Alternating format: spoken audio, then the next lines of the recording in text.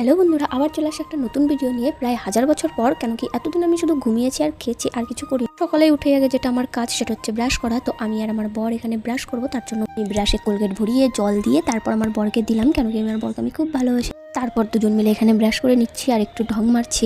তারপর মুখ টুক ধুয়ে আমি একটু ক্রিম আর সানস্ক্রিন মেখে নিলাম, কেন কি আমাদের এখানে প্রচন্ড গরম আর রোদ। তারপর ছোট্ট একটা টিপ পরে নিয়েছি। তারপর আমি এখন বিছানাগুলো উঠিয়ে নেবো আমার আর আমার শাশুড়ি মায়ের ঘরের। দেখো চুটকি মেরে সব উঠিয়ে দিলাম জাদুর মতো একদম। তারপর আমি এখন এখানে কাপড় চোপড় ভিজাবো। আমি এখন শুধু জামা কাপড়গুলো ভিজিয়ে রেখে দেবো, কেন কি জামা কাপড়গুলো আমি ধুবো না, ধুবে হচ্ছে আমার শাশুড়ি মা।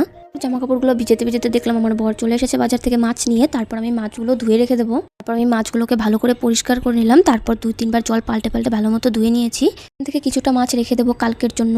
আর আমাদের হচ্ছে মাছের তেলও এনেছিল, তারপরে মাছের তেলটাও আমি ভালো মতো পরিষ্কার করে ধুয়ে রেখে দিলাম। তারপর আমাদের বাহুবলীকে নিয়ে চলে গেলাম ছাদে জামা কাপড় মেলতে, কেন কি ছাদের উপরে বালতিটা আমরা উঠাতে পারি না, অনেক কষ্ট হয়ে যায়। তাই ভাইকে বলি ভাই উঠিয়ে দিয়ে আসে।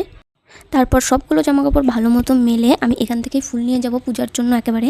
দেখো এখন আমাদের সাথে গাঁদা ফুল গাছ হয়েছে, সেখান থেকেই ফুল তুলছি। অনেক রকম ফুল গাছ আছে আর কি, তো সব ফুল তুলে নেব। একদিন পর ভিডিও বানাচ্ছি, তো ভিডিওটা কেমন হয়েছে সবাই প্লিজ জানাবে।